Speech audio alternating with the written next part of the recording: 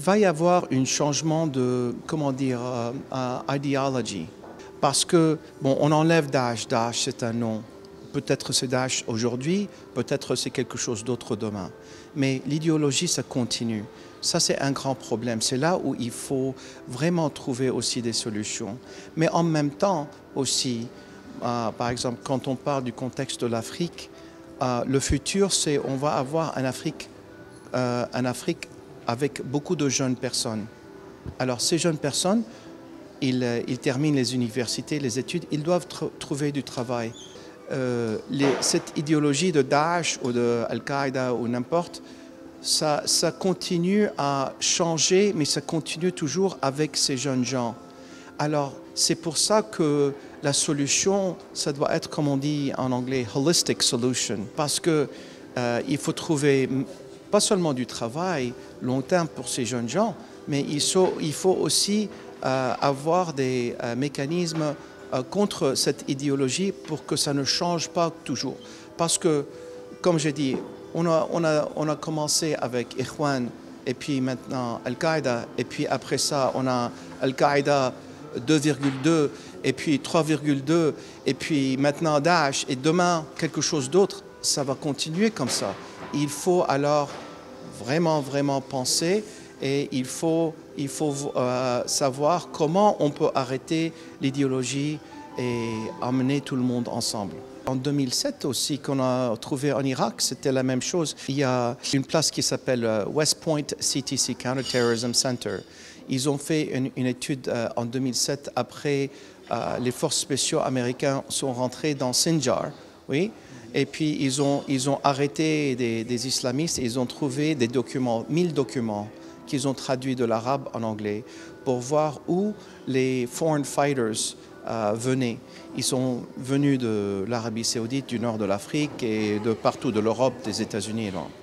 Ils ont pris ces pourcentages. Ils savaient, on sait déjà, ces gens-là, d'où ils viennent et pourquoi ils ont rentré pour combattre avec les islamistes en Irak. Aujourd'hui, on trouve qu'ils sont à peu près les mêmes personnes. Alors, on les connaît déjà. On connaît où ils viennent. Mais pourquoi on n'a pas pris des mesures pour les arrêter de 2007 jusqu'à maintenant? Il y a des pays qui ont pris des mesures, mais il y a d'autres pays qui savent, par exemple la Tunisie, elle sait qu'ils vont revenir en Tunisie. Ils essaient de préparer, mais la vérité, on va savoir quand ils reviennent, comment ils vont se diriger. L'ennemi n'a pas une frontière, il est partout. Bon, pendant la guerre froide, il y avait une division et c'était clair. Aujourd'hui, ce n'est pas clair du tout. Et c'est pour ça qu'une coopération internationale est très importante. Et on continue à travailler ensemble, mais je pense qu'on peut toujours faire encore de plus. Mais le problème, c'est aussi comment on prend la définition du problème. Tu vois, par exemple, toi, tu regardes le problème des islamistes peut-être un peu différent de moi. Les pays, c'est comme ça. Mais il faut trouver un moyen où on dit, OK, l'idéologie, c'est quelque chose de très important, il faut arrêter cette idéologie. Le Maroc toujours prend de très bonnes mesures dans ce domaine-là. Je suis très content que le Maroc fait partie maintenant de l'African Union parce qu'ils vont passer d'autres idées et ils vont essayer d'aider d'une façon qui est très importante. Par exemple, ce que le Maroc a fait après les attaques qui sont à Casablanca, c'était des années, mais ils ont pris des mesures concrètes, par exemple, pour adresser les messages dans les mosquées en Europe, aux États-Unis. Ça, c'est important. Ça, c'est des mesures où on dit, bon, il y a quelqu'un qui pense. Bon, adresser les problèmes dans les prisons, par exemple. C'est là où l'idéologie change beaucoup. Tu as des jeunes gens qui sont en prison, ils ne peuvent pas quitter. Il y a un imam qui a des pensées qui ne sont pas bonnes. Et voilà, tu as déjà quelque chose qui n'est pas... Oui, alors il faut faire reformation in the prisons. ces pensées-là qui sont importantes. On ne trouve pas ça dans des coins en Afrique, par exemple le Mali ou bien la Somalie. Ils ne pensent pas à ça parce qu'ils ont beaucoup d'autres problèmes. Alors c'est ça, ces mesures sont importantes. Le roi Mohammed VI a adressé la question de la jeunesse et ce qui se passe aujourd'hui avec la jeunesse. Et c'est quelque chose, ce que je comprends, c'était toujours quelque chose qui est proche de son cœur. Oui? Et c'est quelque chose de très important à adresser parce que c'est la jeunesse qui est touchée toujours par le terrorisme ou le recrutement des terroristes. Et il y a des problèmes sociaux qui touchent ces jeunes personnes. Et le roi lui-même est en train d'adresser ce problème et d'une façon très concrète. Et je pense que ça c'est très important et j'espère que ces idées vont aussi toucher l'Union africaine parce que ça sera très très bien pour l'Afrique aussi. Aujourd'hui, on dépense beaucoup d'argent dans plusieurs parties de l'Afrique, mais on ne pense pas à trouver des solutions concrètes. On jette de l'argent, par exemple, je prends le Mali par exemple, ou bien le sud du Soudan.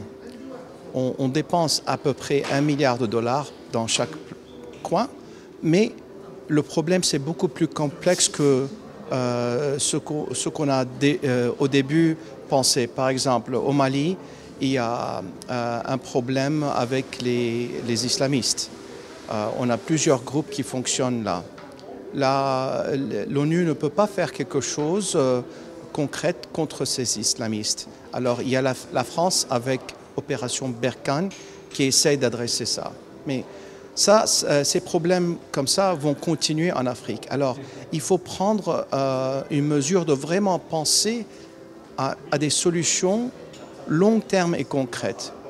La question que je pose moi-même, pourquoi par exemple les compagnies privées militaires peuvent faire quelque chose de concret contre les islamistes comme à Nigeria, au nord-est par exemple.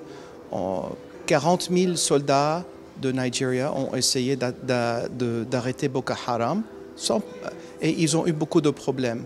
Et puis, avant le départ de Goodluck Jonathan, il a dépensé quelques millions de dollars et il a pris une compagnie privée de l'Afrique du Sud avec 100 hommes qui étaient dans leur cinquantaine, soixantaine, et ils ont arrêté Boko Haram dans 1 mois et demi.